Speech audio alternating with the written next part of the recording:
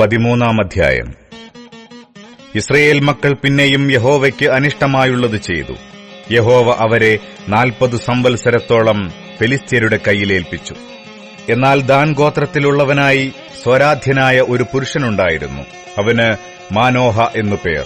അവന്റെ ഭാര്യ മച്ചിയായിരിക്കൊണ്ട് പ്രസവിച്ചിരുന്നില്ല. ആ സ്ത്രീക്ക് യഹോവയുടെ ദൂതൻ പ്രത്യക്ഷനായി അവളോട് പറഞ്ഞത്, നീ മച്ചിയല്ലോ, പ്രസവിച്ചിട്ടുമില്ല. എങ്കിലും നീ ഗർഭം ധരിച്ച് ഒരു മകനെ പ്രസവിക്കും. ആകയാൽ നീ സൂക്ഷിച്ചുകൊള്ളുക. വീഞ്ഞും മദ്യവും കുടിക്കരുത്, അശുദ്ധമായതൊന്നും തിന്നുകയുമരുത്. നീ ഗർഭം ധരിച്ച് ഒരു മകനെ പ്രസവിക്കും. അവന്റെ തലയിൽ ക്ഷൗരക്കത്തി തൊടുവിക്കരുത്. ബാലൻ ഗർഭം മുതൽ ദൈവത്തിന് നാസീരായിരിക്കും. അവൻ യിസ്രയേലിനെ ഫെലിസ്ത്യരുടെ കയ്യിൽ നിന്ന് രക്ഷിപ്പാൻ തുടങ്ങും. സ്ത്രീ ചെന്ന് ഭർത്താവിനോട് പറഞ്ഞത്, ഒരു ദൈവപുരുഷൻ എന്റെ അടുക്കൽ വന്നു. അവന്റെ ആകൃതി ഒരു ദേവദൂതന്റെ ആകൃതി പോലെ അതിഭയങ്കരമായിരുന്നു. അവൻ എവിടെ നിന്നെന്ന് ഞാൻ അവനോട് ചോദിച്ചില്ല. തന്റെ പേർ അവൻ എന്നോടും പറഞ്ഞതുമില്ല. അവൻ എന്നോട്, നീ ഗർഭം ധരിച്ച് ഒരു മകനെ പ്രസവിക്കും. ആകയാൽ നീ വീഞ്ഞും മദ്യവും കുടിക്കരുത്, അശുദ്ധമായതൊന്നും തിന്നുകയുമരുത്. ബാലൻ ഗർഭം മുതൽ ജീവപര്യന്തം ദൈവത്തിന് നാസീരായിരിക്കുമെന്ന് പറഞ്ഞു. മനോഹ യഹോവയോട് പ്രാർത്ഥിച്ചു, കർത്താവേ, നീ അയച്ച ദൈവപുരുഷൻ വീണ്ടും ഞങ്ങളുടെ അടുക്കൽ വന്നു.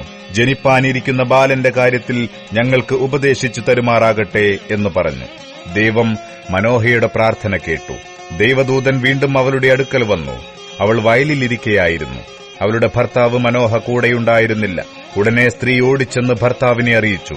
അന്ന് എന്റെ അടുക്കൽ വന്ന ആളിതാ എനിക്ക് പ്രത്യക്ഷനായി വന്നിരിക്കുന്നു എന്ന് അവനോട് പറഞ്ഞു. മനോഹ ഉടനെ എഴുന്നേറ്റ് ഭാര്യയോടുകൂടെ ചെന്ന് ആ പുരുഷന്റെ അടുക്കലെത്തി. ഈ സ്ത്രീയോട് സംസാരിച്ച ആൾ നീയോ എന്ന് അവനോട് ചോദിച്ചു. ഞാൻ തന്നെ എന്ന് അവൻ പറഞ്ഞു. മനോഹ അവനോട്, നിന്റെ വചനം നിവൃത്തിയാകുമ്പോൾ ബാലന്റെ കാര്യത്തിൽ ഞങ്ങൾ എങ്ങനെ ആചരിക്കണം? അവനെ സംബന്ധിച്ച് എന്തു ചെയ്യണമെന്ന് ചോദിച്ചു. യഹോവയുടെ ദൂതൻ മനോഹയോട്, ഞാൻ സ്ത്രീയോട് പറഞ്ഞതൊക്കെയും അവൾ സൂക്ഷിച്ചുകൊള്ളട്ടെ. മുന്തിരിവള്ളിയിലുണ്ടാകുന്ന യാതൊന്നും അവൾ തിന്നരുത്. വീഞ്ഞും മദ്യവും കുടിക്കരുത്, അശുദ്ധമായതൊന്നും തിന്നുകയുമരുത്. ഞാൻ അവളോട് കൽപ്പിച്ചതൊക്കെയും അവൾ ആചരിക്കണം എന്ന് പറഞ്ഞു. മനോഹ യഹോവയുടെ ദൂതനോട്, ഞങ്ങൾ ഒരു കോലാട്ടിൻകുട്ടിയെ നിനക്കായി പാകം ചെയ്യും വരെ നീ താമസിക്കണമെന്ന് പറഞ്ഞു. യഹോവയുടെ ദൂതൻ മനോഹയോട്, നീ എന്നെ താമസിപ്പിച്ചാലും ഞാൻ നിന്റെ ആഹാരം കഴിക്കയില്ല. ഒരു ഹോമയാഗം കഴിക്കുമെങ്കിൽ അത് യഹോവയ്ക്ക് കഴിച്ചുകൊള്ളുക എന്ന് പറഞ്ഞു. അവൻ യഹോവയുടെ ദൂതനെന്ന് മനോഹ അറിഞ്ഞിരുന്നില്ല. മനോഹ യഹോവയുടെ ദൂതനോട്, നിന്റെ വചനം നിവൃത്തിയാകുമ്പോൾ ഞങ്ങൾ നിന്നെ ബഹുമാനിക്കേണ്ടതിന് നിന്റെ പേരെന്ത് എന്ന് ചോദിച്ചു. യഹോവയുടെ ദൂതൻ അവനോട്, എന്റെ പേർ ചോദിക്കുന്നത് എന്ത്? അത് അതിശയമുള്ളത് എന്ന് പറഞ്ഞു.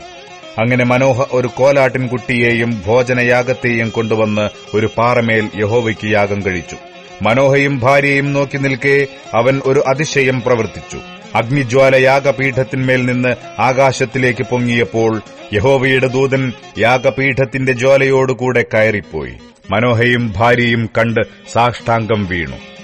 യഹോവയുടെ ദൂതൻ മനോഹയ്ക്കും ഭാര്യയ്ക്കും പിന്നെ പ്രത്യക്ഷനായില്ല. അങ്ങനെ അത് യഹോവയുടെ ദൂതനെന്ന് മനോഹ അറിഞ്ഞു. ദൈവത്തെ കണ്ടതുകൊണ്ട് നാം മരിച്ചുപോകുമെന്ന് മനോഹ ഭാര്യയോട് പറഞ്ഞു.